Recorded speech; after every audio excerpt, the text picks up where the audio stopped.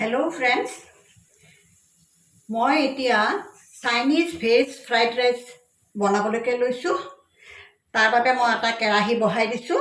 মই কেনেকৈ বনাওঁ আজি আপোনালোকক দেখুৱাই। কেৰাহীটোত প্ৰায় 4 চামুচমান তেল ইয়াতে দি দিম।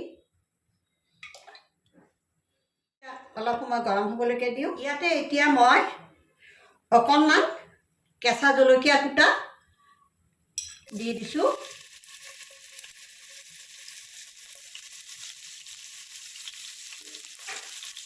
ইয়াৰে পাছতে মই আদা অলপ দি দিছোঁ। চব কুটি দিব লাগে ইয়াতে, আৰু নহৰু অলপ বেছিকৈ দি দিছোঁ। আদা নহৰু অলপ সৰহকৈ দিলে ভাল লাগে খাবলৈ। দি এইখিনি অলপ সময় এইদৰে ভাজি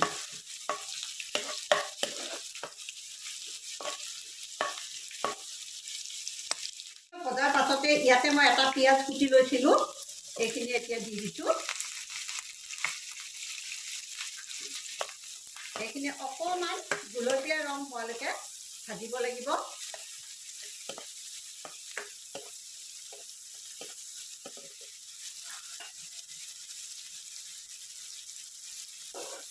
আজিকালি ল'ৰা ছোৱালীবিলাকে সদায় ঘৰত বগা ভাত খাবলৈকে বেয়া পায়।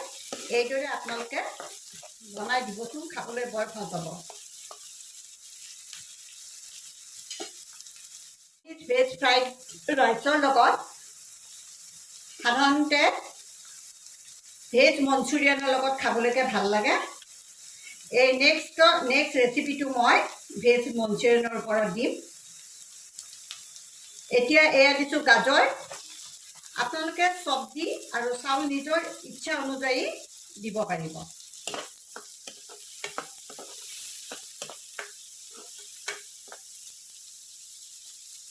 কম বেছি কৰিব পাৰিব, আপোনালোকৰ মানুহ চাই কিমান মানুহ হয় সেইখিনি সেইদৰে বনাব পাৰিব। তাতে মই এই বিনখিনি দি দিছোঁ।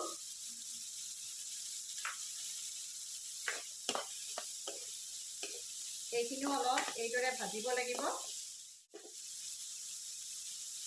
শিমলা মিৰ্চ দিছোঁ, আপোনালোকে ৰঙা হালধীয়াও দিব পাৰিব। মোৰ তাত সেউজীয়াটো আছিলে, গতিকে মই গ্ৰীণ কালাৰটোকে দিলোঁ। সেইটো দিলে অলপমান মানে কালাৰটো ভাল লাগে।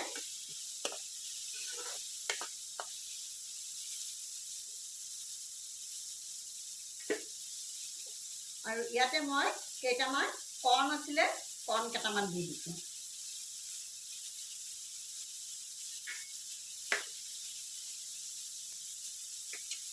এতিয়া ইয়াতে মই অকণমান নিমখ দি দিম, তেতিয়া সোনকালে সিজি যাব।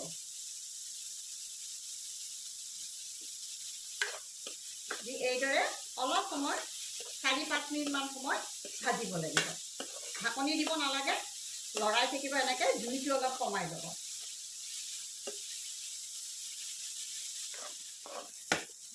এইখিনি এতিয়া মোৰ ভজা হৈ গৈছে।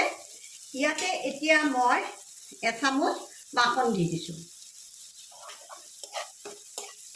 এই মাখনটো দিলে টেষ্টটো বৰ ধুনীয়া হয়।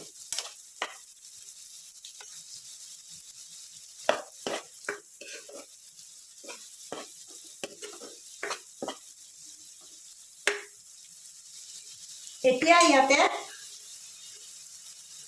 ৰঙা ৰেড চিলি চচ দিছোঁ, প্ৰায় 2 চামুচ। গ্ৰীণ চিলি চচ দিছোঁ 1 চামুচ, আৰু টমেটো চচ দিছোঁ 2 চামুচ।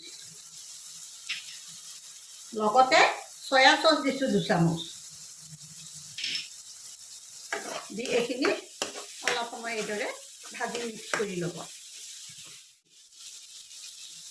এই বাসমতি চাউলখিনি মই ইয়াতে 3 কাপ লৈছিলোঁ, আৰু এইখিনি মই আগতে ভালদৰে সিজাই লৈছোঁ। লৈ এটা এটা কৰি সিজাই লৈছোঁ। এইখিনি এতিয়া ইয়াতে ঢালি দিব।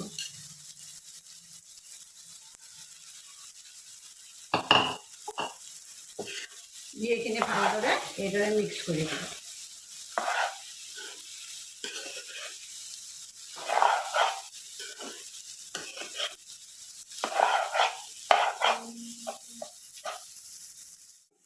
এইখিনি মই এইদৰে ভালদৰে লাহে লাহে মিক্স কৰি দিলোঁ।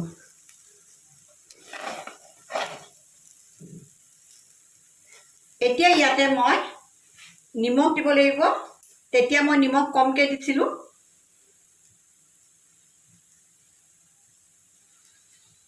আন্দাজ মতে মই নিমখ দি দিলোঁ।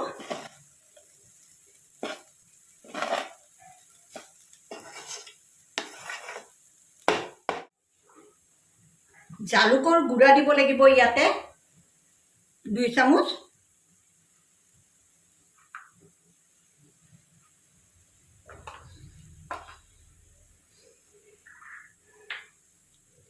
আৰু পিঁয়াজৰ সেউজীয়া ঠাৰি অলপমান এইদৰে দি দিব।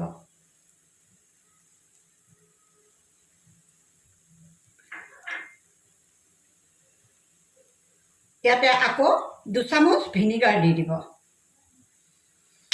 বাছ আপোনাৰ হৈ গ'ল। এইখিনি ভালদৰে লৰাই দিলে, মিক্স কৰি দিব অলপ সময়। তাৰপিছতে আপোনাৰ ৰেডি টু চাৰ্ভ হৈ যাব।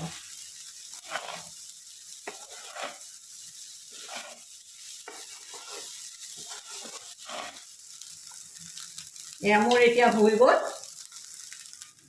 এতিয়া এয়া মোৰ হৈ গৈছে। মই এতিয়া চাৰ্ভ কৰিম।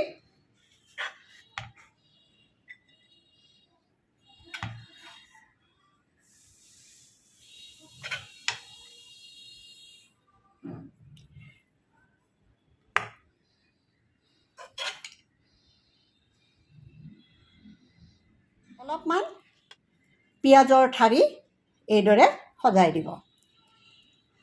আশা কৰোঁ আপোনালোকৰ ৰেচিপিটো চাই ভাল লাগিল। আৰু যদিহে ভাল লাগিল, বনাই চাব আপোনালোকে। আৰু মোক লাইক, শ্বেয়াৰ, কমেণ্ট কৰিবলৈ নাপাহৰিব।